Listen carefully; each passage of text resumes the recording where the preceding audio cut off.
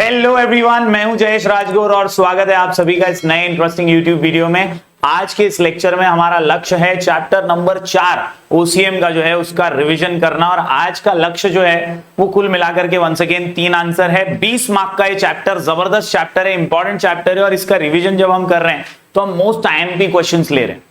और in most IMP questions के अंदर हमारा लक्ष्य है कि हम 6 आंसर्स कड़क एकदम ठोक बजा के पढ़ें और ये 6 आंसर्स की मदद से अपन पूरा चैप्टर कवर कर पाए।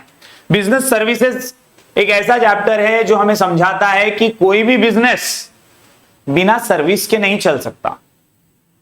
सर्विसेज के बिना बिजनेस अधूरा है, वो आइसोलेटेड मैनर में चल नहीं सकता। और इसीलिए हमेशा अलग अलग सर्विसेज की जरूरत बिजनेस को पड़ती रहती है, जैसे बैंकिंग सुविधाएं यानी बैंकिंग सर्विस, या इंश्योरेंस की सुविधाएं रिस्क को कम करने के लिए, या ट्रांसपोर्ट और कम्युनिकेशन की फैसिलिटीज, या अलग अलग पॉलिसीज के माध्यम से इंश्योरेंस पॉलिसीज।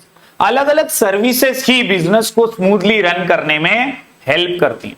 कल हमने वेयर हाउसेज, उसके फंक्शन और टाइप्स देखे, और इसके अलावा हमने बैंक्स और बैंक्स के टाइप देखे। आज का हमारा लक्ष्य है कि हम इंश्योरेंस पॉलिसीज को भी कवर करें, और साथ ही साथ पहला आंसर जो हमारा है वो है प्रिंसिपल्स ऑफ इंश्योरेंस, जो बहुत फेमस क्वेश्चन है।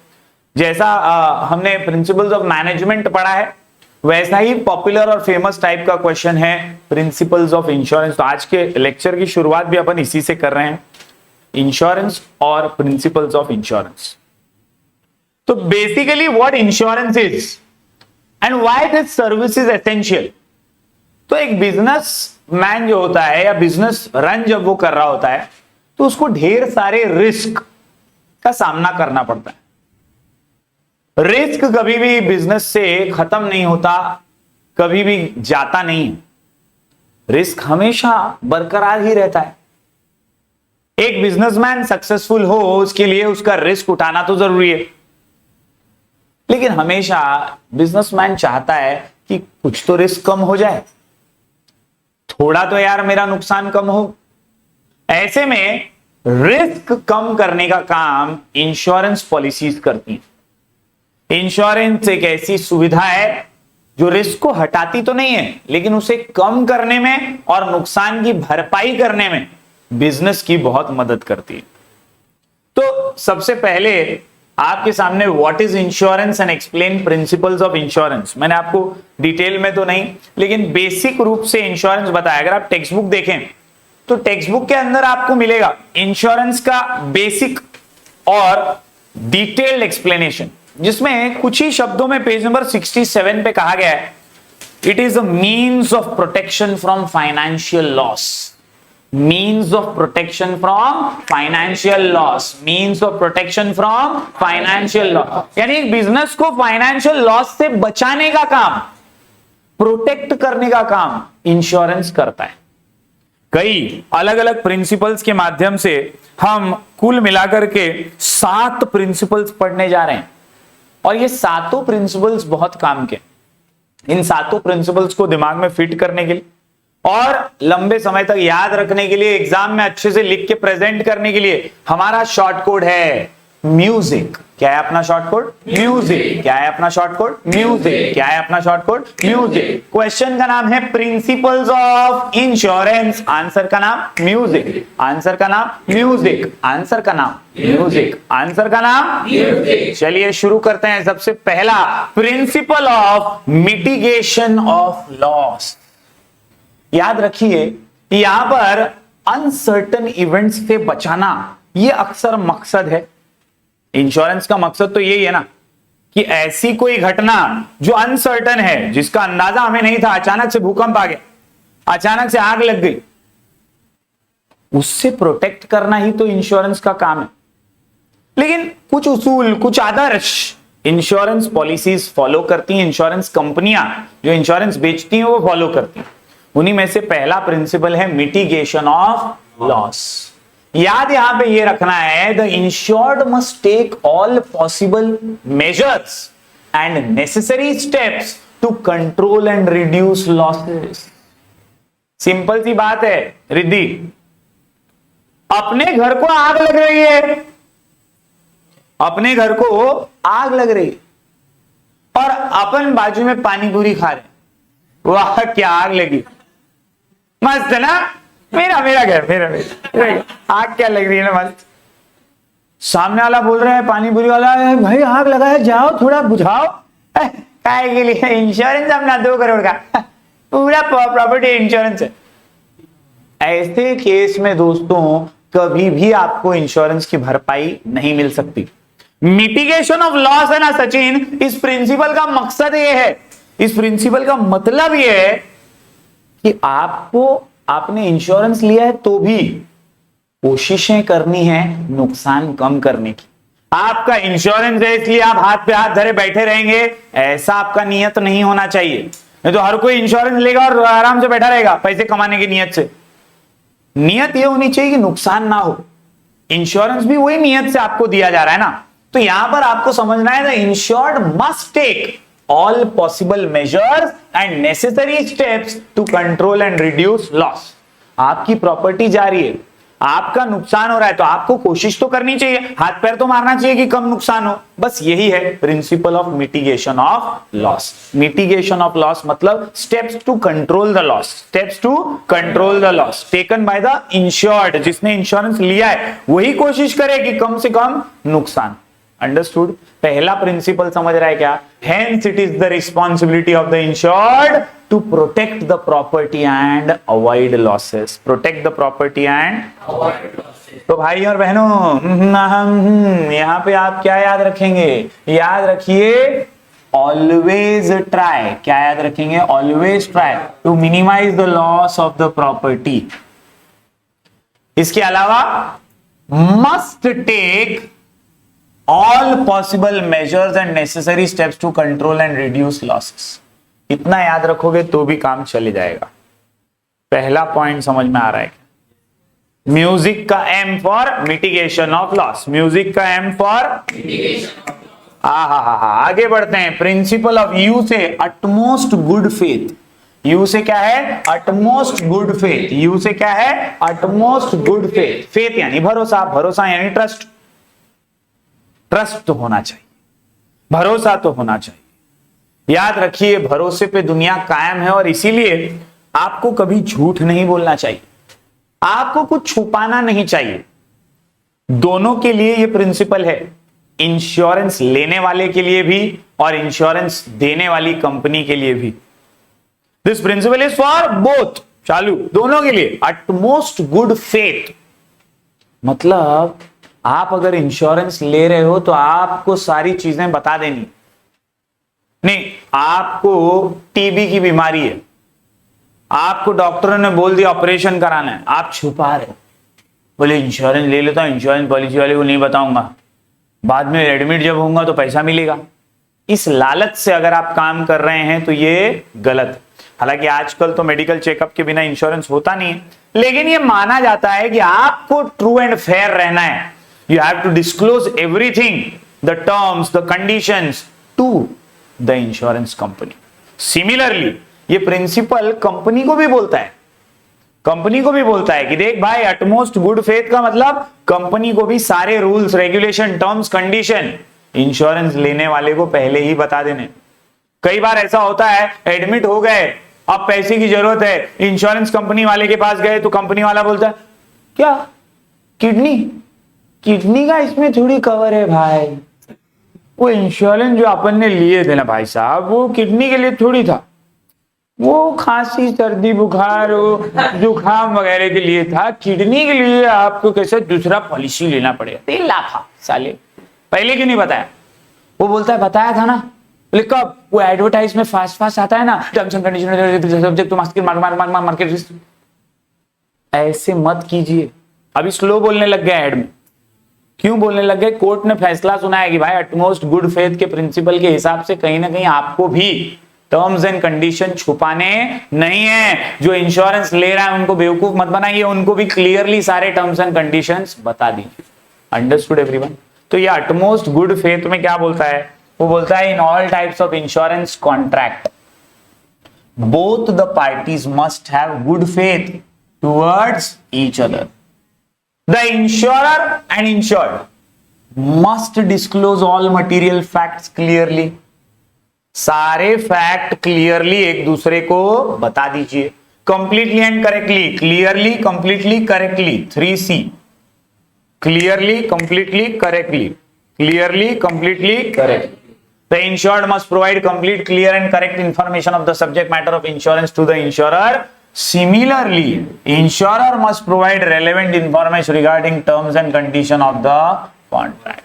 अगर दोनों में से कोई भी गलती करता है और कुछ छुपाता है या गलत इंफॉर्मेशन देता है तो failure to provide this information may lead to non settlement of the claim। मतलब दोस्तों बहुत सिंपल बात है कि अगर किसी ने भी गलत जानकारी दी है या झूठ बोला है या इंफॉर्मेशन छुपाया है तो ऐसा क्लेम सेटल नहीं होगा, उसको क्लेम नहीं मिलेगा। म्यूजिक का एम और यू समझा क्या?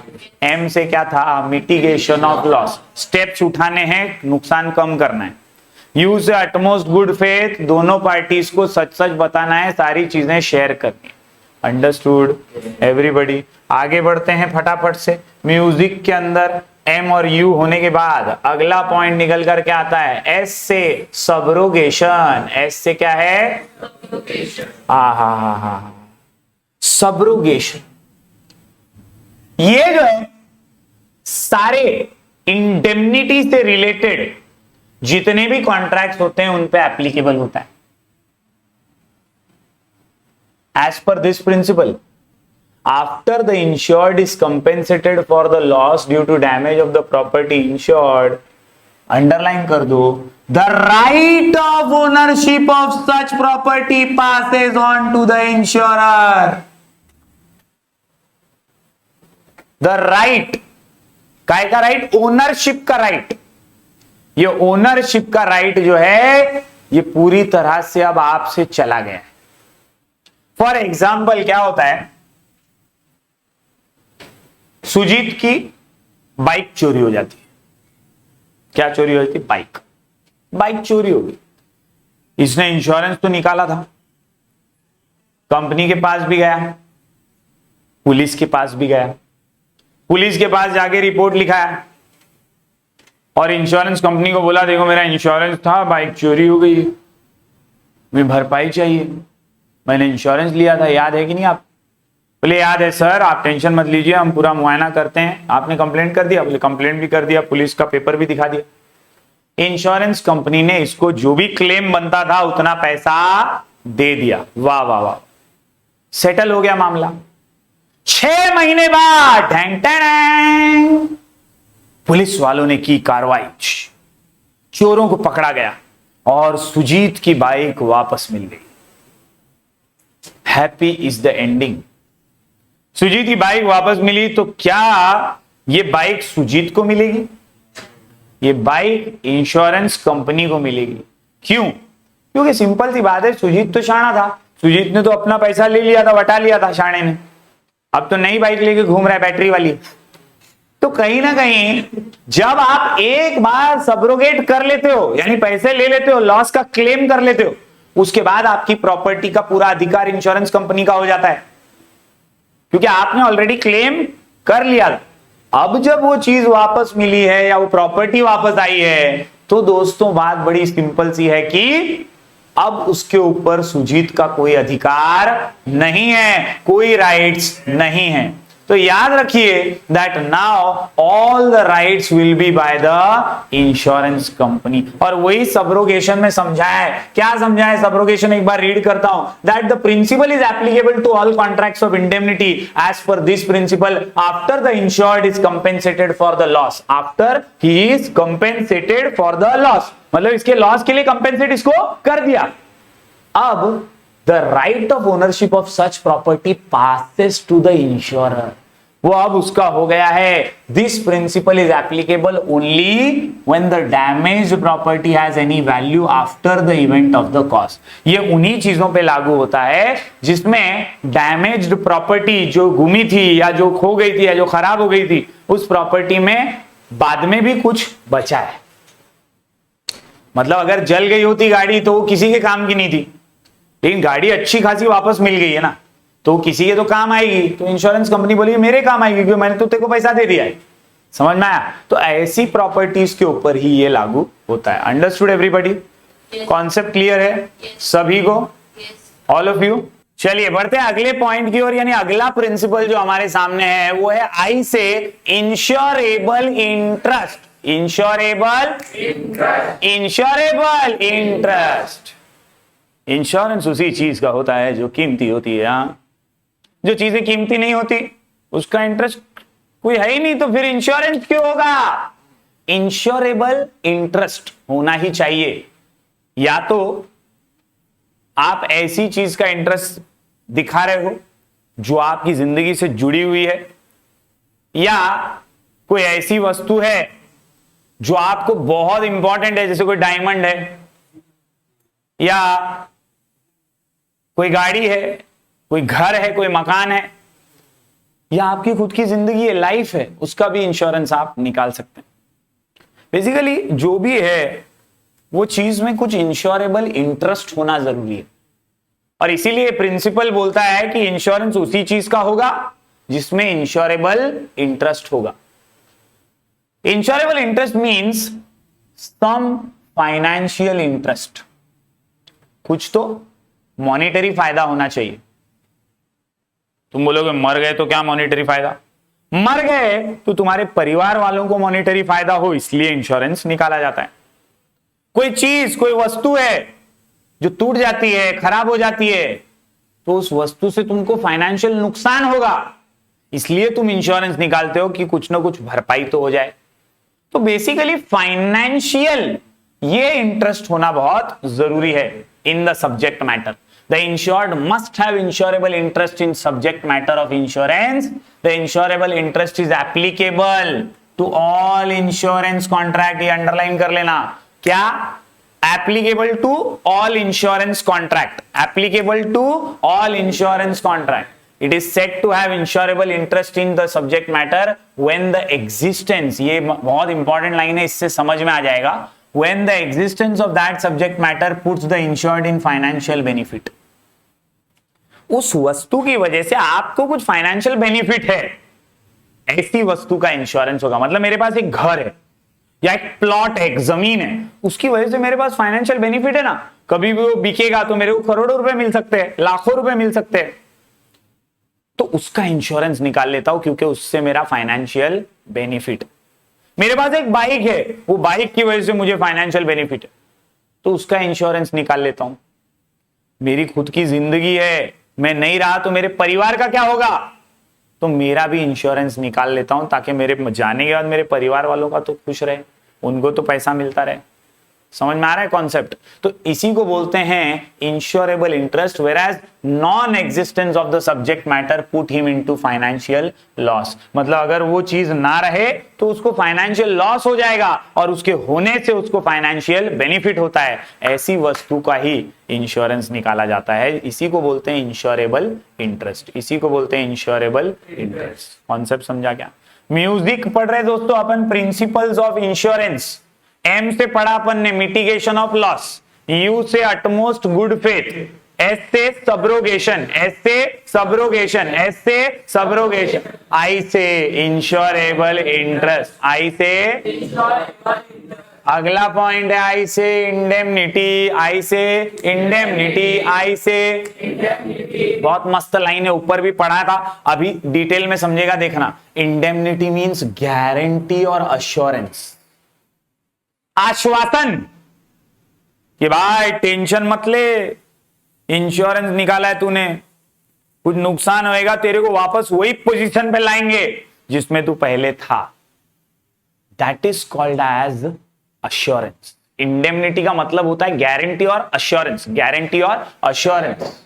To put the insured in same financial position in which he was immediately prior to the happening of uncertain event. काही घटना घडल्या त्या अगोदर तुम्ही ज्या पोझिशन मध्ये होतात त्या पोझिशन मध्ये परत आणण्याचा इन्शुरन्स तुम्हाला एक अश्योरेंस देते। त्या अश्योरेंसला आपण काय म्हणतो? इंडेमनिटी। मतलब भूकंप आ गया, तुम्हारी जमीन बिचारी खराब हो गई, टूट गई, बहुत उसमें क्रैक्स आ गए, इंश्योरेंस निकाला था और उसमें भूकंप कवर्ड था, तो उसमें एक वादा भी था, अश्योरेंस भी था इंडेमनिटी का कि टेंशन मत ले, वापस से तेरा घर हम लोग बना के देंगे। इसको बोलते हैं इंडेमनिटी। क्या बोलते हैं इसको? इंडेमनिटी। समझ में आया क्या? तो इंश्योरेंस का ये उसूल है, ये इंडेमनिटी है, ये वादा है। एक वादा, इंडेमनिटी दादा। क्या है ये वादा? कि भाई तेरे को वापस उसी पोजीशन में लाएंगे जिसमें तू पहले था। Done done done done. Music के दो आई समझे क्या? आई से इंश्योरेबल इंटरेस्ट और आई से इंडेमनिटी। आई से इंश्योरेबल इंटरेस्ट और आई से आगे बढ़ते हैं। अगला पॉइंट आता है सी से कंट्रीब्यूशन। सी से कंट्रीब्यूशन। सी से भाई और बहनों कंट्रीब्यूशन तो करना पड़ेगा ना। इंश्योरेंस वाली तुम्हारे बाप की नौकर थोड़ी है कि भाई तुमने इंश्योरेंस पॉलिसी ले लिया अब तुमको भरपाई करके देगी। तुम भी उसको कुछ तो दोगे ना। क्या दोगे? प्रीमियम। क्या दोगे? प्रीमियम। प्रीमियम यानी हफ्ता भी बोलते हैं इसको। तुम उसको महीने महीने, साल में एक बार, क्वार्टरली, 6 महीने में, 3 महीने में कुछ ना कुछ प्रीमियम दोगे ताकि वो पैसे वो जमा करे, उसे कहीं लगाए, इन्वेस्ट करे और फिर जब तुमको मुसीबत आए तो वो उन्हीं पैसों से जुगाड़ करके तुम्हें पूरी भरपाई करके दे। इंश्योरेंस का साइकिल इसी तरह से चलता है और इसी को बोलते हैं बॉस contribution. The principle is applicable to all contracts of indemnity where the insured has taken out more than one policy for the same or subject matter.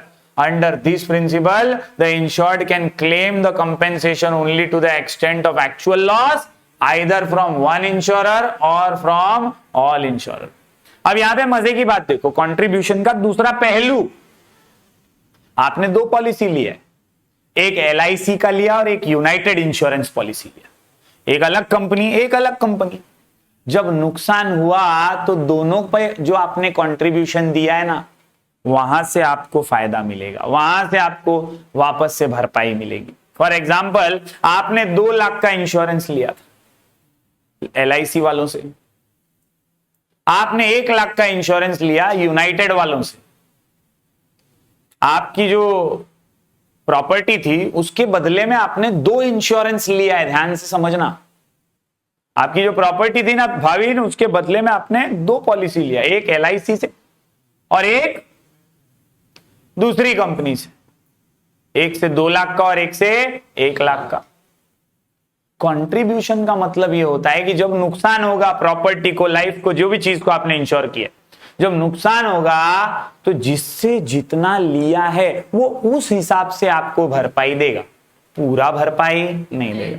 आपकी प्रॉपर्टी 5 लाख की थी, आपने इधर से 2 लाख का लिया तो 5 लाख के हिसाब से आपको थोड़ी मिलेगा भरपाई।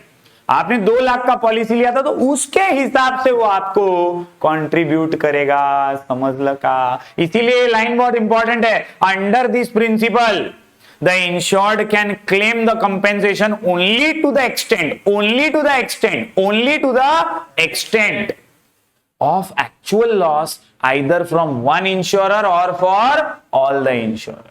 समझ लगा दोस्तों? If the one insurer pays full compensation, then that insurer can claim proportionate amount from other insurer from whom insurance has taken policy.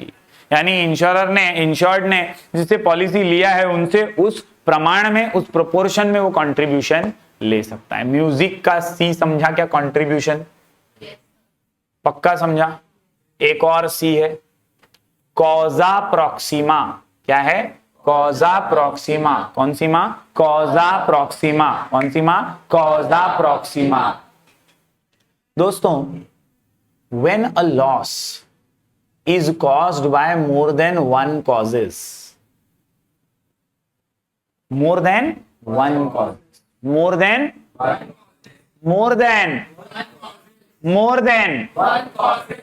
बहुत इंपॉर्टेंट है, कॉजा प्रॉक्सिमा।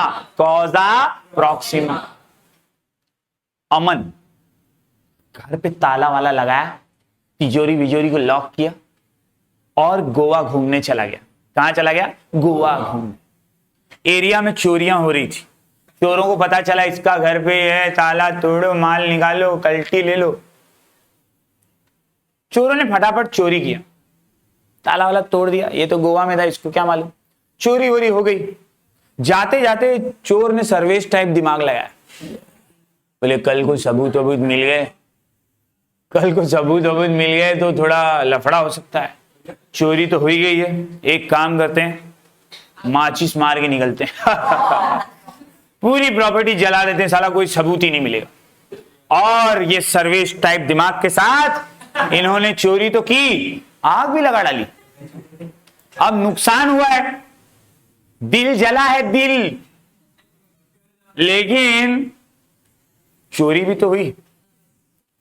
अब ससुराल लफड़ा ये हो गया, हम पॉलिसी तो चोरी का लिए थे, चोरी से बचने का पॉलिसी लिए थे, आग लगा के चले गए, उसका तो नुकसान भरपाई नहीं मिलेगा। कॉजा प्रॉक्सिमा का मतलब होता है, इंश्योरेंस पॉलिसी वाले जो होते हैं, कंपनी वाले जो होते हैं, वो देखते हैं कि यार तुमने कौन से कॉज के लिए पॉलिसी लिया है, और दूसरा वो लोग देखते हैं इमीडिएट कॉज कौन सा था, आखिरी कॉज कौन सा था, किसके वजह से तुमको नुकसान हो। समझ में आ रहा है? तो ऐसे में अगर देखा जाए तो इसका चोरी का पॉलिसी था, चोरी से जो नुकसान हुआ उसका इसको भरपाई मिल जाएगा। लेकिन ये बोलेगा अरे मेरा घर जल गया, मेरे घर का पूरा फर्नीचर जला दिया, मेरी बिल्डिंग जल गई, यहाँ पे तो एक क्रैक आ गया, ऐसा, उसका तूने इंश्योरेंस नहीं लिया था, उसकी कोई भरपाई तेरे को नहीं मिली। जो चोरी हुआ है उसकी भरपाई देंगे, that is called as principle of causa proxima. When a loss is caused by more than one causes, then proximate cause of loss should be taken into consideration to decide the liability of the insurer. Insurer की liability क्या है ये decide करने के लिए proximity देखी जाती है। The property is insured against some causes and not against all causes.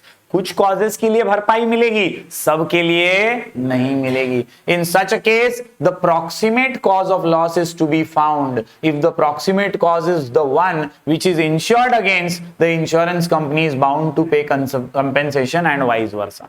Proximate मतलब जो अल्टीमेट कॉज है, जो एक्चुअल कॉज है वो मिल गया और उसी का इंश्योरेंस लिया है तो पूरा पैसा मिलेगा। लेकिन जो प्रॉक्सिमेट कॉज है उसका इंश्योरेंस नहीं लिया है तो फिर भरपाई नहीं मिली। Understood everyone? म्यूजिक के 7 प्रिंसिपल समझ में आ रहे क्या? हमने आज पढ़ लिया है प्रिंसिपल ऑफ इंश्योरेंस। आंसर का नाम म्यूजिक, आंसर का नाम music. M for mitigation of loss, U से अटमोस्ट गुड फेथ, एस से सब्रोगेशन, एस से सब्रोगेशन, एस से आई से 2 पॉइंट है, इंडेमनिटी और इंश्योरेबल इंटरेस्ट, इंडेमनिटी और सी से भी 2 पॉइंट है, एक है सी से कंट्रीब्यूशन और दूसरा सी है कॉजा प्रॉक्सिमा, कंट्रीब्यूशन और कॉजा प्रॉक्सिमा। उम्मीद करता हूं आपको प्रिंसिपल ऑफ इंश्योरेंस समझा होगा। लिख के प्रैक्टिस करना है और हर पॉइंट में 2-2, 3-3 लाइन जो है वो आपको समझ लेनी है, नोट डाउन कर लेनी है। एक कॉमन क्वेश्चन जो बहुत सारे स्टूडेंट पूछते हैं, क्योंकि टेक्स्ट बुक में एग्जाम्पल भी दिए हुए हैं, तो बच्चे पूछते हैं कि सर एग्जाम्पल भी लिखने का क्या? तो मेरा ऐसा मानना है कि आपको 2 लाइन इसमें से लिखनी चाहिए, और अगर एग्जाम्पल आपको समझ में आ गया है, आपने टेक्स्ट बुक से रीड किया, एक ही बार में समझ में आ गया, तो वो एक एग्जाम्पल ओन वर्ड्स में लिख दो, चलेगा। नहीं भी लिखा तो ये आपको अच्छे से प्रेजेंट करना है। Understood everyone? चलिए तो बढ़ते हैं अगले आंसर की ओर। अभी अभी हमने प्रिंसिपल्स ऑफ इंश्योरेंस पढ़े, अब हमारा अगला आंसर आज का है types of marine insurance policy. Insurance में एक खास इंश्योरेंस का टाइप है मरीन इंश्योरेंस, और मरीन इंश्योरेंस का मतलब होता है saving you from the dangers of sea. समुद्री रास्ते से अगर आपके गुड्स ट्रैवल कर रहे हैं, आपके जहाज ट्रैवल कर रहे हैं, तो उसमें जो रिस्क है उससे आपको बचाने का काम, प्रोटेक्ट करने का काम मरीन इंश्योरेंस करता है। मरीन इंश्योरेंस नाम में ही मरीन है, मरीन मतलब related to water, related to sea. तो समुद्री रास्ते से जब जाते हुए आपके जहाज को नुकसान पहुंचे, आपके सामान को, गुड्स को नुकसान पहुंचे, तो ऐसे में अगर आपने मरीन इंश्योरेंस पॉलिसी ली है तो आपको उसकी भरपाई मिल सकती है। तो आंसर क्या है? तो आंसर है about types of marine insurance policies. बहुत सारे अलग अलग प्रकार की पॉलिसीज मरीन इंश्योरेंस में आती हैं और उसी के टाइप्स हमें पढ़ने हैं। कुल मिलाकर के 9 टाइप्स हैं और आंसर का नाम है एफबी टीवी पे स्कैम, एफबी टीवी पे स्कैम, एफबी टीवी पे स्कैम, एफबी टीवी पे स्कैम, FBTV पे स्कैन, FBTV पे स्कैन, FBTV पे स्कैन, FBTV पे scan. F for fleet and block policy, fleet policy and block policy, fleet policy and block policy, fleet policy and हाँ, जहाज, ships, Titanic type का feeling. Titanic भी नुकसान बहुत हुआ था, इंश्योरेंस होता तो शायद कुछ मिल जाता, भरपाई हो सकता है मिला भी होगा, अपन तो गए नहीं हिस्ट्री देखने। लेकिन उसी प्रकार की ये पॉलिसी जो है फ्लीट पॉलिसी और ब्लॉक पॉलिसी आपको समझाएगी कि अगर जहाज से जाते वक्त कोई नुकसान होता है तो जहाज का जो ओनर होता है सबसे ज्यादा नुकसान तो उसी को होता है। जो मालिक है, जिसके जहाज हैं, जिसकी शिप्स हैं, उसको सबसे ज्यादा नुकसान होता है। तो इंश्योरेंस भी वही निकालता है और उसी के सामने दो ऑप्शंस हैं, fleet policy and block policy. क्या खासियत है इसकी आयुषी? तो फ्लीट पॉलिसी में सेवरल शिप्स, क्या सेवरल शिप्स, क्या several ships belonging to one owner, belonging to one owner. वो बोलेगा यार मैं लमसम बोलना बनता है, अपनी 4 है, 4 शिप्स का एक साथ ले लेता हूं ना इंश्योरेंस, एक शिप का अलग लूं, फिर दूसरे का, फिर तीसरे का, फिर चौथे का, 4 अलग अलग पॉलिसी लेने से अच्छा मैं फ्लीट पॉलिसी ले लेता। फ्लीट पॉलिसी की खासियत क्या है कि सेवरल शिप्स जो एक ही ओनर की हैं are insured under the same policy. Easy, पक्का समझा? फ्लीट मतलब several ships one owner one policy, several ships one policy one owner, याद रहेगा। इन ब्लॉक पॉलिसी, अब ब्लॉक की बात करें तो in block policy the cargo owner is protected against damage और loss of cargo in all mode of transport through which his cargo is carried. विशेष सूचना, ब्लॉक पॉलिसी ये ऐसी पॉलिसी जो आपका जो कार्गो है ना, जिसमें सामान जाता है उसको कार्गो बोलते हैं, डब्बा। वो कार्गो फिर वो जहाज से गया हो, रोड से गया हो, रेलवे से गया हो, किसी भी ट्रांसपोर्ट से गया हो, उस कार्गो का प्रोटेक्शन किया जाता है, उस कार्गो का इंश्योरेंस लिया जाता है। तो वो कार्गो किसी भी ट्रांसपोर्ट से गया हो, ब्लॉक पॉलिसी अगर खरीदा है, कहीं पे भी नुकसान हुआ तो उसकी भरपाई मिल जाएगी। और वही यहां पे बोला है प्रोटेक्टेड अगेंस्ट डैमेज और लॉस ऑफ कार्गो। इंश्योरेंस ही उस कार्गो का है ना, तो कार्गो कहीं पे भी हो, कहीं से भी नुकसान हो तो उसका भरपाई तो मिलेगा। और इसीलिए याद रखिए, covering all risk of rail road and sea transport, rail road and sea transport, rail road and sea transport. F समझा क्या? Fleet policy and block policy, fleet policy and. चलिए अगली पॉलिसी की ओर बढ़ते हैं। अगली पॉलिसी है एफ के बाद बी, बी बोले तो ब्लैंकेट पॉलिसी, ब्लैंकेट पॉलिसी, क्या ब्लैंकेट पॉलिसी, क्या ब्लैंकेट पॉलिसी, चद्दर ओढ़ के। ये ब्लैंकेट पॉलिसी जो है ये maximum limit of the required amount of protection and full amount of premium is paid in the beginning of the policy. मंजे वाघाचे पंजे, ये क्या बोलती है पॉलिसी? बड़ी सिंपल है। ये गुड्स क्या है, कहां से जाएंगे, कौन सा रास्ते से ट्रैवल करेंगे, सब कुछ पॉलिसी में बताना पड़ता है। और वोएज जो है, वोएज यानी सफर, समुद्री रास्ते से होने वाले सफर को वोएज कहते हैं। तो ये वोएज जो है उसके बारे में पूरा डिस्क्रिप्शन होता है। और खास बात यह है कि ये चद्दर की तरह आपके शरीर के हर अंग को कवर करती है। समझ रहे हो? मतलब it covers multiple risks on one property और it covers many property under one policy, vice versa. चालू हो, क्या बोल रहा है? मल्टीपल रिस्क कवर करेगा एक पॉलिसी में, या तो बहुत सारी प्रॉपर्टी कवर करेगा एक पॉलिसी में। समजलं? माझ्याकडे 2-3 जहाज आहेत, त्यांची घेऊन टाकली पॉलिसी तरी ब्लैंकेट पॉलिसी घेऊ शकतो। मेरे को एक ही जहाज का बहुत सारा करने का है, अलग अलग रिस्क का, तो भी मैं कर सकता हूं। ब्लैंकेट पॉलिसी का मतलब ये मल्टीपल रिस्क को कवर करना, मल्टीपल रिस्क को कवर करना। खासियत ये भी है यहां पे कि मैक्सिमम लिमिट का जो अमाउंट होता है ना, उसका प्रोटेक्शन आपको मिलता है, और आप प्रीमियम भी फुल अमाउंट भरते हो एक साथ, लमसम अमाउंट 2 लाख का ना, ठीक है ले 2 लाख का इंश्योरेंस दे दे, तो जो भी अमाउंट होगा वो आप एक साथ फुल्ली पेड कर देते हो। ऐसी पॉलिसी को बोलते हैं बी से ब्लैंकेट पॉलिसी। समझा क्या? एफ बी समझा क्या? एफ से fleet and block policy, B से ब्लैंकेट पॉलिसी। Easy peasy. आगे बढ़ते हैं। टीवी, टीवी के अंदर आपको दिखेगा टी से टाइम पॉलिसी, टी से टाइम पॉलिसी, नाम में ही इसका काम छुपा हुआ है। Subject matter is insured for a definite period of time, म्हणजे 48 तास, 6 महिने, 2 वर्ष।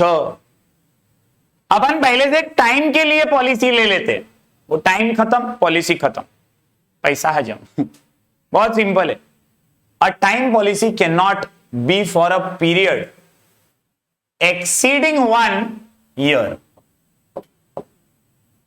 1 साल से ज्यादा के लिए ये नहीं हो सकती, बट इट में कंटेन कंटिन्यूएशन क्लॉज। खासियत क्या है इसकी?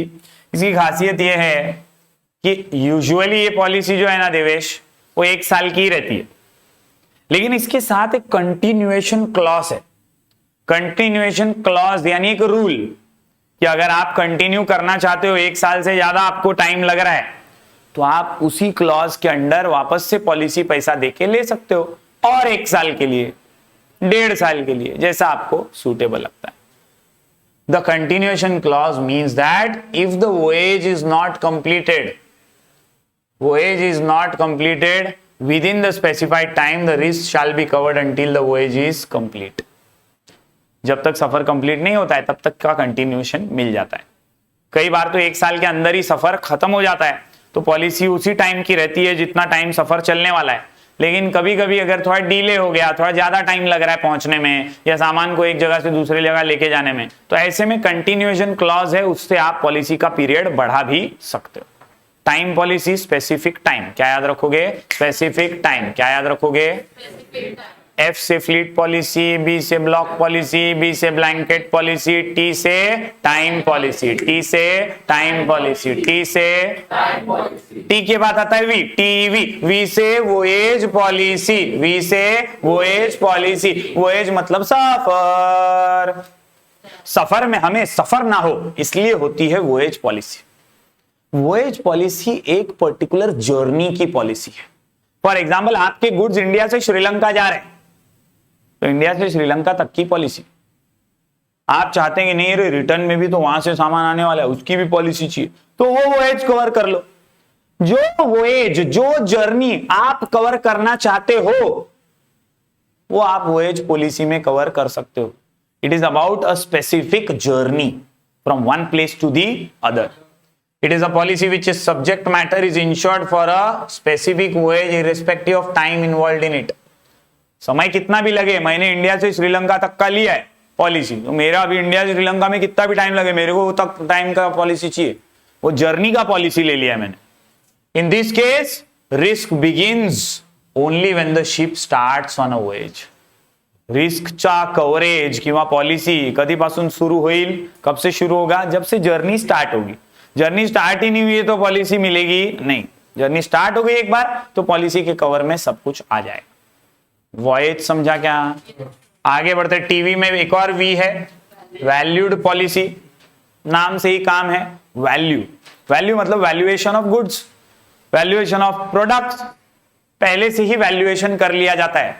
फॉर एग्जाम्पल, आपके जहाज में मोनालिसा की पेंटिंग जा रही है, अब वो तो करोड़ों की है, अरबों की, उसका कोई अंदाजा नहीं लगा सकते कि कितना करोड़ का है, वो तो कीमती है. ऐसी कई आर्टिफैक्ट्स जा रहे हैं, बहुत सारी पेंटिंग्स हैं, बहुत सारी हीरे मोती जवाहरात हैं जो कीमती हैं, बेशकीमती हैं. ऐसी चीजों का अंदाजा लगाना, डायरेक्टली वैल्यूएशन लगाना मार्केट प्राइस पे पॉसिबल नहीं होता है, क्योंकि उसकी बोलियां लगती हैं, उसके ऊपर ऑक्शन होते हैं, कीमती चीजें, रेयर आर्टिकल्स हैं. तो ऐसी चीजों से अगर आपको रिस्क है और आप उसकी पॉलिसी निकालना चाहते हो तो इंश्योरेंस कंपनी बोलेगी तेरा नहीं मेरा नहीं, एक भाव बोल. मेरे को लगता है 2 करोड़ का सामान है मेरे वैल्यूएशन के हिसाब से, तेरे को क्या लगता है? बोले मेरे को 2.5 करोड़ का तो लग रहा है, ऐसा नहीं। लोग के बीच में म्यूचुअल अंडरस्टैंडिंग से जो वैल्यू डिसाइड होगा उस वैल्यू की पॉलिसी बोले तो वैल्यूड पॉलिसी। समझ में आ रहा है क्या? मतलब valuation of the goods, valuation of the products is done well in advance और उतने की पॉलिसी निकाल लेते हैं। समझे? Under this policy goods are insured for an agreed value between the insurer and the insured at the time of taking the policy। Policy लेने के time पे ही वैल्यू डिसाइड हो जाती है कि गुड्स की ये वैल्यू है, इतनी की पॉलिसी चाहिए, दोनों अग्री हो गए तो उतनी की पॉलिसी बन जाती है। This facilitates easy settlement of claim. Claim settle करने में टेंशन नहीं आता है, क्योंकि क्या हो गया, अभी आग लग गई ऐसे जहाज को, या डूब गया ऐसा जहाज पानी में, कंपनी वाली बोलती है मोनालिसा की पेंटिंग का मैं थोड़ी 2 करोड़ दूंगा, हट सड़ेली पेंटिंग, तो इसमें क्या इतना देने का, 50,000 देंगे हम लोग। ऐसे टाइम पे वो हो जाएगा ना कॉन्फ्लिक्ट, वो बोलेगा नहीं नहीं 2 करोड़ की पेंटिंग है, बेशकीमती पेंटिंग है, ये बोलेगा नहीं नहीं 50,000 देंगे, पेंटिंग है थोड़ी 2 करोड़ देता है कोई।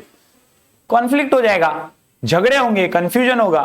क्लेम का सेटलमेंट आसान नहीं होगा अगर पहले से वैल्यूएशन नहीं किया। वैल्यूएशन पहले ही कर लिया तो क्लेम सेटलमेंट आसान हो जाता है। Such items where it is difficult to assess the real market value. जब रियल मार्केट वैल्यू असेस करना मुश्किल हो तो पहले ही वैल्यूएशन कर लीजिए, इसी को कहते हैं वैल्यूड पॉलिसी। टीवी समझा, एफबी टीवी समझा, fleet policy, block policy, blanket policy, T से टी टाइम पॉलिसी और वी से वोएज और वैल्यूड पॉलिसी। पक्का समझा? आगे बढ़ते हैं दोस्तों। अगली पॉलिसी जो है पोर्ट रिस्क पॉलिसी। पी से क्या है?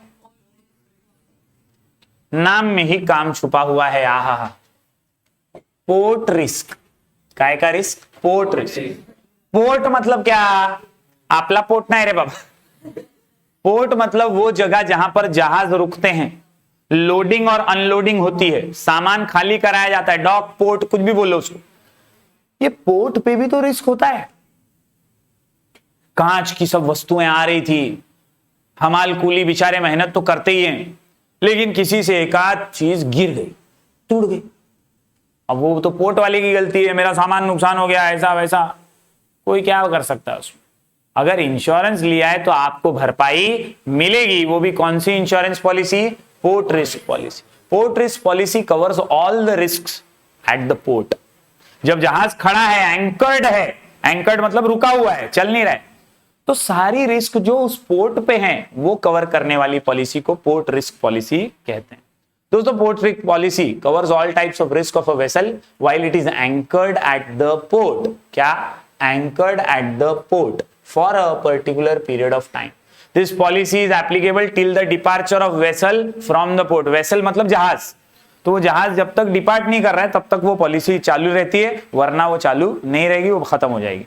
जितपर्यंत जहाज पोर्ट वरती आहे, जब तक जहाज पोर्ट पे है तब तक ये पॉलिसी वैलिड है, वरना नहीं। अंडरस्टूड? इजी पॉलिसी समझ गया? आगे बढ़ते हैं। Single vessel policy. Fleet policy का उल्टा ही है। फ्लीट में क्या था? सेवरल था ना, बहुत सारी शिप्स थी। यहां नाम में ही बोल रहा है सिंगल। सिंगल वेसल, सिंगल मैं सिंगल। सिंगल वेसल का मतलब क्या होता है कि भाई एक स्मॉल शिप है जिसके पास एक स्मॉल शिप ओनर है जिसके पास एक ही शिप है, और having one ship in different fleets. बहुत सारे ग्रुप्स में वो एक ही शिप चलती है, तो ऐसी एक सिंगल शिप का पॉलिसी लेना है तो आप सिंगल वेसल पॉलिसी ले सकते हो। It covers the risk of one vessel of the insured. जो एक वेसल है इंश्योर्ड का, उसका इंश्योरेंस यहां पर ले लिया जाता है। अंडरस्टूड? आखिरी 2 पॉलिसीज हैं अपने सामने। स्कैम के अंदर CM, कंपोजिट पॉलिसी और मिक्स्ड पॉलिसी। कंपोजिट का मतलब होता है from more than one insurer. एक से ज्यादा कंपनी, आप इंश्योरेंस एक से ज्यादा कंपनी से ले रहे हो। जैसा मैंने स्टार्टिंग में आपको एग्जांपल भी दिया था, एक LIC से ले रहा है, एक यूनाइटेड से ले रहा है। मरीन इंश्योरेंस में भी ऐसा हो सकता है, the liability of each insurer is separate and distinct. अब मेरे से तूने जितने की पॉलिसी लिया है मैं उतने का ही क्लेम दे सकता हूं। तू बोलेगा 10 लाख का मेरा सामान था, लेकिन मेरे से तूने 2 लाख का ही इंश्योरेंस लिया है, बाकी का तूने दूसरे किसी कंपनी से ले, उससे ले। समझ में आएगा? तो यहां पर क्या है, यहां कंपोजिट है। कई बार कुछ लोग क्या करते हैं, वो देखते हैं यार 10 लाख का सामान है, लेकिन ये वाली इंश्योरेंस कंपनी जो है वो मेरे को 4 लाख का ही कवर दे रही है, तो मैं क्या करता हूं 6 लाख का किसी और कंपनी से ले लेता हूं इंश्योरेंस, तो मेरा 10 लाख का भरपाई हो जाएगा। तो ऐसी पॉलिसी को कंपोजिट पॉलिसी बोल सकते हैं दोस्तों। The liability of each insurer is separate and distinct. This policy is taken when the amount of insurance is very high. जब अमाउंट इंश्योरेंस का बहुत हाई होता है तो कंपोजिट पॉलिसी ली जाती है। स्कैम का सी समझा। एम पे आते हैं, मिक्स्ड पॉलिसी। याद रखो, combination of voyage and time policy. ऊपर अपन ने वोएज पॉलिसी पढ़ा। वोएज पॉलिसी में क्या था रोनित, एक जगह से दूसरी जगह जर्नी की पॉलिसी है ना, वो सफर की पॉलिसी। और टाइम पॉलिसी स्पेसिफिक टाइम की पॉलिसी है, 1 दिन की, 2 दिन की, 8 दिन की, 10 दिन की, पर्टिकुलर टाइम पीरियड कवर करती है, वो होती है टाइम पॉलिसी। और पर्टिकुलर जर्नी, इंडिया श्रीलंका, वो जर्नी कवर करती है, वो होती है वोएज पॉलिसी। ये जो मिक्स्ड पॉलिसी है ना शिवांश, ये दोनों का कॉम्बिनेशन है। वोएज भी है, टाइम भी है, वोएज भी है, टाइम भी है, वोएज भी है, टाइम भी है। तो जो पॉलिसी वोएज और टाइम दोनों कवर करे उसे बोलते हैं mixed policy. It is therefore covering the risk of both particular voyage and for specified period of time. ये वोएज भी कवर करता है और स्पेसिफाइड पीरियड ऑफ टाइम भी कवर करता है। समझा क्या? तो आज अपन ने क्या पढ़ा यहां पर दूसरे आंसर में, types of marine insurance policy. क्या पढ़ा?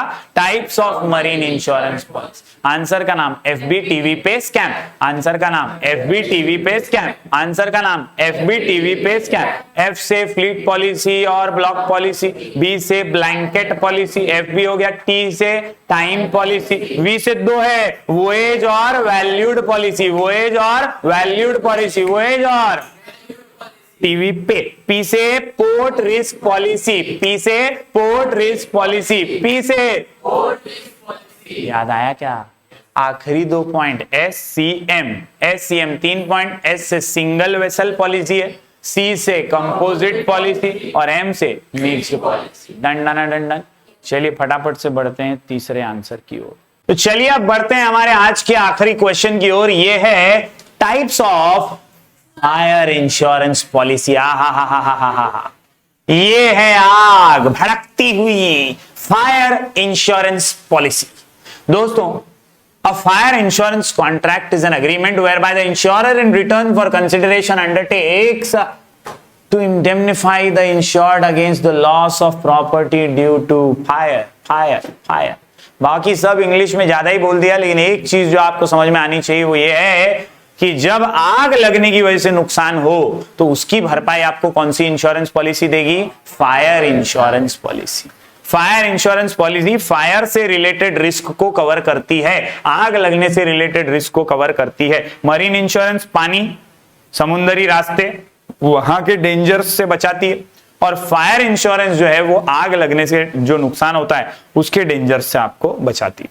तो इसके भी कई प्रकार हैं, इसके भी कई टाइप्स हैं। यहां पर इन सभी टाइप्स को दिमाग में फिट करने के लिए हमारा शॉर्ट कोड है fair CVs. Fair CVs, fair CVs. आप अपने हिसाब से शॉर्ट कोड बनाएंगे तो भी अपने को प्रॉब्लम नहीं है। इसको वेफर भी बोलते हैं बहुत लोग, तो भी चलेगा, लेकिन फेयर सीवीज अभी लिख दिया है तो लिख दिया। चलिए शुरू करते हैं। सबसे पहली पॉलिसी है फ्लोटिंग पॉलिसी। F से फ्लोटिंग पॉलिसी। दोस्तों, ये जो फ्लोटिंग पॉलिसी, इसकी खासियत क्या है? This policy can be taken for the goods which are lying at different locations। इतना फैला हुआ व्यापार है कि थोड़े गुड्स जो हैं डोंबिवली में पड़े हैं, थोड़े गुड्स वज्रेश्वरी में पड़े, थोड़े गुड्स नाला सोपारा में, तो थोड़े विरार में। अब पॉलिसी तो सबकी लेनी है, इंश्योरेंस तो सबका चाहिए, तो फ्लोटिंग पॉलिसी आपको ऐसे अलग अलग ठिकानों पे पड़े हुए गुड्स की पॉलिसी मिलती है, उसका रिस्क कवर करती है। When the goods are lying at different location, when the goods are lying at different location or godowns or warehouses, since the quantity of goods lying at different locations fluctuate from time to time। इसको floating क्यों बोलते हैं आयुष? क्योंकि विरार में जितने goods पड़े अभी, हो सकता है कल थोड़े बढ़ जाए, हो सकता है नाला सुबारा में थोड़े बिक जाए तो कम हो जाए, हो सकता है डोंबिवली के गुड्स में थोड़ा और ज्यादा बढ़ोतरी हो जाए। ये जो क्वांटिटी है वो फ्लक्चुएट होती रहती है। अपन ने तो पॉलिसी एक ही बार लेना है, घड़ी घड़ी थोड़ी लेते बैठना है। तो ऐसे गुड्स जो अलग अलग जगहों पे पड़े हैं और जिसका क्वांटिटी बदलने वाला है, उसके लिए हम फ्लोटिंग पॉलिसी ले सकते हैं। याद रखिए, it becomes difficult for the owner to take specific policy, so businessman or trader takes fluctuating policy or floating policy. Such policy is taken for one sum one premium, one sum one premium, one sum मंजिल नाम सम। एकदाच बोल, एक ही बार बोल भाई, ठोक बजा के बोल, उतने पैसे ले, हमको पॉलिसी दे दे, हमारे 4 गोडाउन है, 4 गोडाउन के माल की पॉलिसी दे दे। One sum one premium. तू बोलेगा 2 करोड़, ठीक है भाई ले 2 करोड़। तू बोलेगा 2 लाख, ले भाई 2 लाख। तो मतलब जो भी है वो एक ही बार में वन शॉट होने वाला है। One sum one premium for goods lying at different place. समझे क्या? फेयर के अंदर एफ फॉर फ्लोटिंग, फ्लोटिंग मतलब fluctuating, goods at different locations, goods at different location, goods at different location. समझा क्या? पहली पॉलिसी समझ रही है, फायर के अंदर पहला फ्लोटिंग पॉलिसी। आगे बढ़ते हैं, दूसरा है एवरेज पॉलिसी। नाम में ही इसका काम छुपा हुआ है, एवरेज क्लॉज है इसके अंदर। ये जो रूल है एवरेज का वो बहुत जबरदस्त है। If the subject matter is not insured as per the exact market value, मतलब उसकी एग्जैक्ट मार्केट वैल्यू के हिसाब से उसकी पॉलिसी नहीं ली गई है, और इट इज अंडर वैल्यूड, या तो उसकी वैल्यू कम आंकी गई है, वो था 2 लाख का लेकिन 1.5 लाख ही आंकी गई, उसकी वैल्यू उतनी रखी गई। या हो सकता है 2 लाख की पॉलिसी, 2 लाख का प्रोडक्ट था लेकिन उसका 50,000 का, 1.5 लाख का या 1 लाख का, उससे कम का ही वैल्यूएशन किया गया। तो ऐसे टाइम पे एवरेज पॉलिसी आती है। The insurer is liable to pay that percentage of loss for which it is insured. ऐसे में सिर्फ उतना ही आपको भरपाई मिलेगा जितने का इंश्योरेंस लिया है। मार्केट वैल्यू तो कुछ भी हो सकती है, तुमने इंश्योरेंस तो उतने का ही लिया, कम अमाउंट का लिया, तो तुमको प्रीमियम भी वही हिसाब से मिला था और तुमको भरपाई भी वही हिसाब से मिलेगी। For example, if a policy is taken for ₹1 lakh against the market value of ₹2 lakh and loss incurred is 50,000, 50,000 का नुकसान हुआ, then the insurance company will pay only 25,000। क्यों? क्योंकि आपने आधे अमाउंट का आपने इंश्योरेंस लिया था, तो भरपाई भी आपको आधे अमाउंट। समझ में आया? इसको बोलते हैं दोस्तों एवरेज पॉलिसी। क्या बोलते हैं इसको? ये एग्जांपल बहुत काम आएगा, जरा नोट डाउन कर लेना, ब्रैकेट में डाल देना, इससे आपको क्लैरिटी ज्यादा अच्छी मिलेगी। समझ में आ रहा है क्या? 1 लाख, 2 लाख आधी पॉलिसी, वैसे ही भरपाई में 50,000 की जगह 25,000, तो एवरेज निकाल करके आपको कंपेंसेशन मिला है। फेयर के अंदर आर से आता है रीइंस्टेटमेंट पॉलिसी।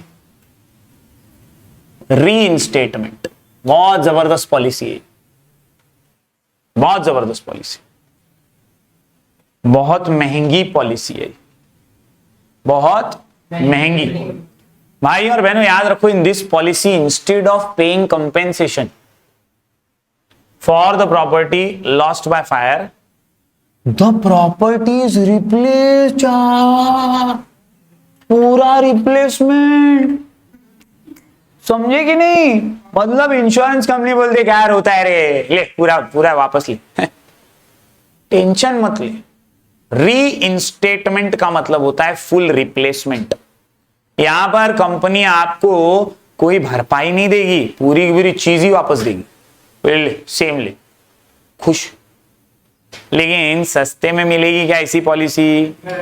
तुम्हारा बंगला था, बंगले की पॉलिसी, बंगला पूरा तुमको दे रही है, तो बंगला फुकट में दे दी क्या ऐसे ही? उसके बदले में प्रीमियम भी बहुत बड़ा रहेगा, पॉलिसी का अमाउंट भी बहुत बड़ा रहेगा। The rate of premium is higher in reinstatement policies. Reinstatement में रेट बहुत प्रीमियम का हायर होता है, समझे क्या? पक्का। FAR, F से फ्लोटिंग पॉलिसी, A से एवरेज पॉलिसी और R से रीइंस्टेटमेंट पॉलिसी। आगे बढ़ते हैं, E से excess policy. When the value of goods or stocks fluctuates, सामान का भाव है ना बदलते रहता है, then excess policy may be taken by insured apart from normal policy। मतलब उसको दो पॉलिसी लेना है। जब उसको लगता है कि भाव बदल जाएगा तो जो अपर अमाउंट है ना वो सोचता है कि उसका मैं एक और पॉलिसी, ऐसी एक्स्ट्रा पॉलिसी को एक्सेस पॉलिसी बोलते हैं। एग्जाम्पल देखना, जबरदस्त समझेगा। यहां पर आपको समझना क्या है, if the value of stock ranges between 1,50,000 to 2 lakh, goods जो है वो 1.5 लाख से 2 लाख के बीच के, 1.5 लाख भी हो सकता है, 2 लाख भी हो सकता है। तो पॉलिसी लेने वाला क्या करता है, one policy is taken for 1,50,000, एक पॉलिसी 1.5 लाख की लेते हैं, एंड फॉर एक्सेस अमाउंट दूसरी policy, another policy is for taken for 50,000। तो ये जो 50,000 की पॉलिसी है वो क्या है, एक्सेस पॉलिसी। अपने को लगता है कि हो सकता है 2 लाख तक भी जाएगा, तो 1.5 लाख का एक पॉलिसी ले लिया और बाकी के 50,000 का एक और पॉलिसी ले लिया। ऐसी पॉलिसी को बोलते हैं एक्सेस पॉलिसी। क्या बोलते हैं इसको, एक्सेस पॉलिसी। क्योंकि अंदाजा नहीं है ना, अपने को लगता है 1.5 से 2, 1.5 से 2 ये अपना अंदाजा है, तो अपन 1.5 की एक ले लेते हैं और 50 की भी एक ले लेते हैं। इसमें एक विशेषताएं क्या है, one policy for the amount below which the value does not fall, जो लोअर लिमिट होता है एक उसकी ले लेते हैं पॉलिसी, और दूसरा another policy to cover the excess value, to cover the excess value. तो 2 पॉलिसी ली जाती हैं एक्सेस पॉलिसी के अंदर। फेयर समझा क्या अभी? Everybody. Floating policy, average policy, R से रीइंस्टेटमेंट पॉलिसी और ई से एक्सेस पॉलिसी। फेयर एकदम क्लियर है। आगे बढ़ते हैं फटाफट से। फेयर सीवी में सी से आपको मिलेंगे दोस्तों 2C, कॉम्प्रिहेंसिव पॉलिसी और कॉन्सिक्वेंशियल पॉलिसी। कॉम्प्रिहेंसिव, अब इसके नाम में ही कॉम्प्रिहेंसिव है ना यार, मतलब बहुत ज्यादा, ज्यादा नहीं बहुत ज्यादा, ज्यादा नहीं बहुत ज्यादा। तो यार नॉर्मली फायर इंश्योरेंस की जो पॉलिसी असते ना वो खाली फायर के लिए ही रहती है, वो सिर्फ किसके लिए रहती है, फायर से रिलेटेड नुकसान के लिए ही होती है ज्यादातर फायर इंश्योरेंस पॉलिसी। लेकिन कॉम्प्रिहेंसिव पॉलिसी है ना बहुत सारी दूसरी चीजें भी कवर करती है, इसके लिए वो कॉम्प्रिहेंसिव है।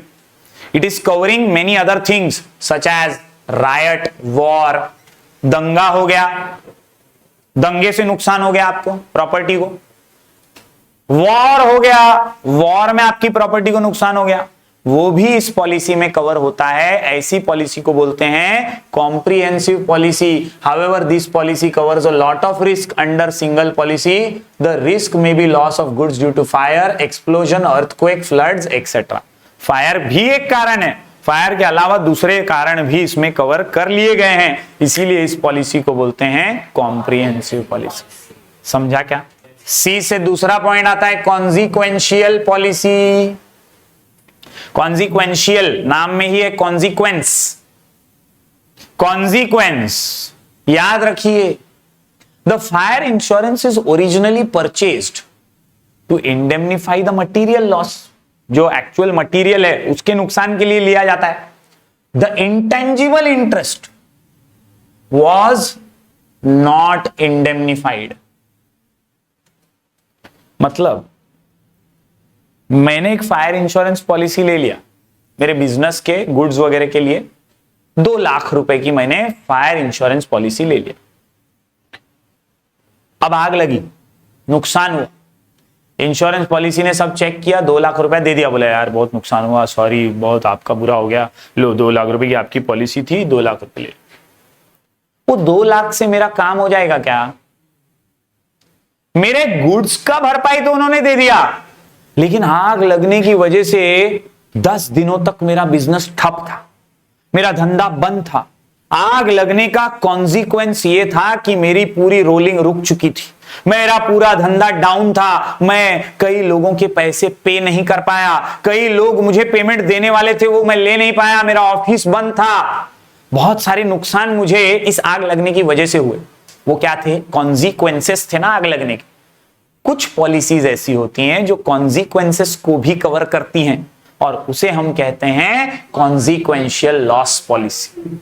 आग लगने की वजह से तो दूसरे कॉन्सिक्वेंसेस हुए, उसको कवर करने वाली पॉलिसी याद रखिए। दस the consequential loss policy includes loss of tangible and intangible properties. जो मटेरियल था वो टेंजिबल, जो इनटेंजिबल है वो तेरी मानसिक हालत। इनटेंजिबल कई ऐसी चीजें हैं जिसमें तुमको पेमेंट करना था, तुम्हारा रोटेशन था, ऑपरेशनल फैसिलिटीज थी, वो सारी कवर होती है। This policy provides an indemnity to the insured for loss of net profit as well, payment of standing charges, expenditure in respect of increased cost of working. क्योंकि अभी तुम वापस चालू कर रहे हो तो हो सकता है खर्चा पहले से ज्यादा भी हो, तो ऐसे खर्चों को भी कवर करती है कॉन्सिक्वेंशियल लॉस पॉलिसी। क्योंकि आग लगने की वजह से ये सब नौबत आ गई ना, तो कॉन्सिक्वेंस तो आग लगने की वजह से ही हुआ है एंड उस लॉस को कवर करती है ये पॉलिसी। 2 सी समझे क्या? पहला सी था भाई कॉम्प्रिहेंसिव पॉलिसी और दूसरा सी था कॉन्सिक्वेंशियल लॉस पॉलिसी। अगले पे आते हैं, वी से आती है वैल्यूड पॉलिसी। बहुत ही घिसी पिटी पॉलिसी है ये, ज्यादा टाइम नहीं लगेगा समझने में। वैल्यूड पॉलिसी में वैल्यू निकाल ली जाती है गुड्स की। पहले ठरवून घेतात कि मुझे लग रहा है ये 20 लाख के गुड्स हैं, 20 लाख की पॉलिसी निकालो। सामने वाला बोलता है नहीं रे 25 का तो दे यार, इतना तो वैल्यू है यार मार्केट में। दोनों के बीच में जो म्यूचुअल अग्रीमेंट होता है और फिर डिसाइड होता है अमाउंट सर्वेश, वो अमाउंट होता है वैल्यूड पॉलिसी के अंदर। सिंपल है ये, अपन ने अभी इससे पहले भी पढ़ा। Under this policy value of the subject matter of insurance is agreed upon at the time of making the contract. पहले ही सब्जेक्ट मैटर का जो वैल्यू है वो अग्री कर लिया जाता है। याद रखिए, the insurer has to pay specific amount or value irrespective of amount of loss cause due to fire. जब आग लगी, जितना भी नुकसान हुआ हो, आपने जितने की वैल्यू डिसाइड किया था उतना तो आपको मिलेगा ही। ये खासियत है वैल्यूड पॉलिसी की। Valued policy is taken for those goods whose value becomes difficult to calculate. ऐसे गुड्स के लिए ज्यादातर लिया जाता है जिसका वैल्यूएशन करना थोड़ा मुश्किल है, थोड़ा डिफिकल्ट है। In case of loss by fire, for example, policy can be taken for art work, sculptures, paintings etcetera. इन सारी चीजों के लिए हम ये वाली पॉलिसी यानी वैल्यूड पॉलिसी ले सकते हैं। Got it? सीवी समझा क्या? CCV comprehensive consequential valued policy बराबर है। अपन क्या पढ़ रहे हैं? Types of fire insurance. Fair CVs, fair CVs, fair CVs. S से आती है स्पेसिफिक पॉलिसी। कौन सी पॉलिसी है ये दोस्तों? स्पेसिफिक पॉलिसी की जब बात आती है तो इसके नाम में ही स्पेसिफिक दिया है ना, इसके नाम में ही स्पेसिफिक है, नाम में ही स्पेसिफिक है। The property insured for a definite sum irrespective of the market value. Market में तो 2 करोड़ का है, लेकिन हमको 2 करोड़ का पॉलिसी नहीं चाहिए। हमको एक स्पेसिफिक अमाउंट है, उतने का ही पॉलिसी चाहिए। 2 लाख का, 20 लाख का, 50 लाख का, 1 करोड़ का। जो तुमको वैल्यू स्पेसिफिक लगता है ठीक, उसकी पॉलिसी आप लेते हो तो स्पेसिफिक पॉलिसी कहते हैं उसे। If there is a loss stated, amount will have to be paid to the policy holder. जर कधी काय नुकसान झालं तो आपको उतना ही पैसा मिलेगा जितना स्पेसिफिक आपने पॉलिसी लिया था। एग्जाम्पल दिया है, देखो बहुत जबरदस्त है। A property of ₹1 lakh is insured for ₹75,000। 1 lakh की प्रॉपर्टी थी सचिन, 75,000 का इंश्योरेंस लिया and the loss due to fire was 40,000। आग से नुकसान कितने का हुआ? 40,000 का। इंश्योरेंस कंपनी आएगी, सब देखेगी और फिर company will pay 40,000 in full as compensation.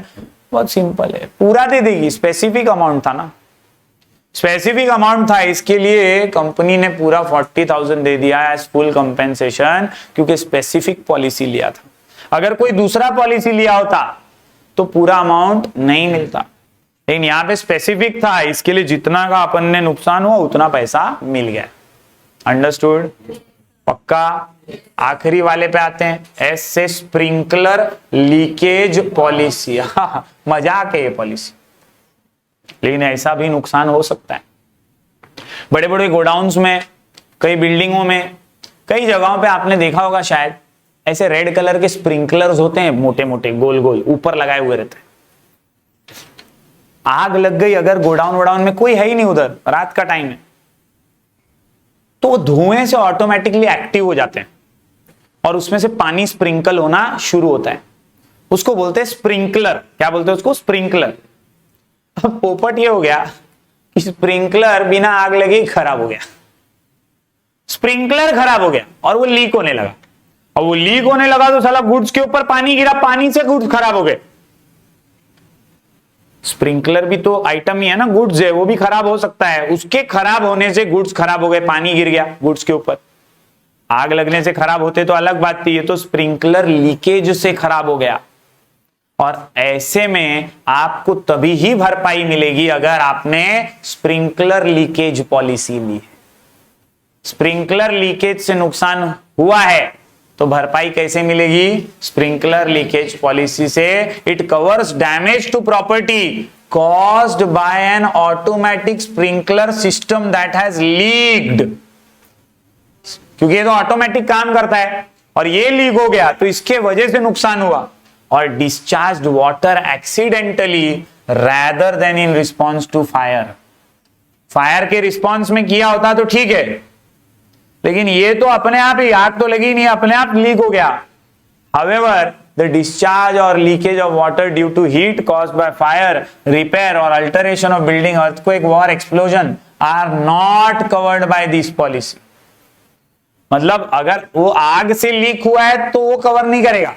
बिना आग लगे, बिना स्मोक के अगर लीक हो गया है और नुकसान हुआ है तो ये पॉलिसी कवर करती। Understood? Total 9 fire insurance policy अपन ने यहां कवर कर लिया दोस्तों, फेयर सीवीज के माध्यम से। उम्मीद करता हूं आपने सभी पॉइंट्स को नोट डाउन किया रहेगा, सभी को डिटेल में लिख के प्रैक्टिस करो। अपन ने इस वीडियो सीरीज के माध्यम से पिछले लेक्चर के अंदर बैंक, इसके अलावा वेयर हाउसेज और उसके फंक्शंस कवर किए थे। आज अपन ने इंश्योरेंस पॉलिसी के 2 आंसर कवर किए, राइट। शुरुआत में अपन ने प्रिंसिपल्स ऑफ इंश्योरेंस कवर किया।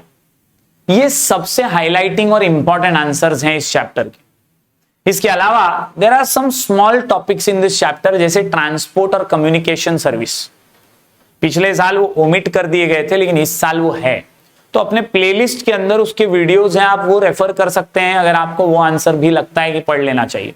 मेरे हिसाब से ये जो आंसर्स आपन ने किए हैं ये 20 मार्क लाने के लिए सफिशिएंट है, लेकिन फिर भी अब वो प्लेलिस्ट में जो ट्रांसपोर्ट और कम्युनिकेशन के आंसर्स हैं, या इसमें हमने लाइफ इंश्योरेंस कवर नहीं किया, वो अगर आपको पढ़ना है तो लाइफ इंश्योरेंस की भी वीडियो है, वो आप देख सकते हैं। वहां से लिख के प्रैक्टिस करेंगे तो इजीली आप 20 मार्क जो है चैप्टर नंबर 4 का कवर कर पाएंगे। उम्मीद करता हूं आपको ये वीडियो समझ में आया होगा, ये लेक्चर समझ में आया होगा। इसका रिवीजन बार बार करो, लिख के प्रैक्टिस करो। Remember to repeat, repeat to remember. याद रखो कि वापस पढ़ना है और वापस पढ़ो क्योंकि याद रखना है। मिलेंगे फिर एक बार कुछ और नए वीडियोस के साथ, तब तक के लिए do like, share and subscribe. Thank you very much.